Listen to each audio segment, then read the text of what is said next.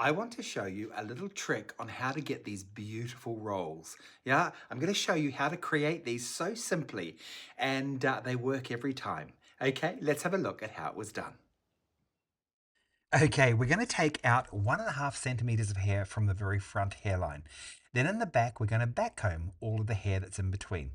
Now I'm going to roll this up. Now I want to roll this up like a hair pad, not like a barrel curl, like a hair pad.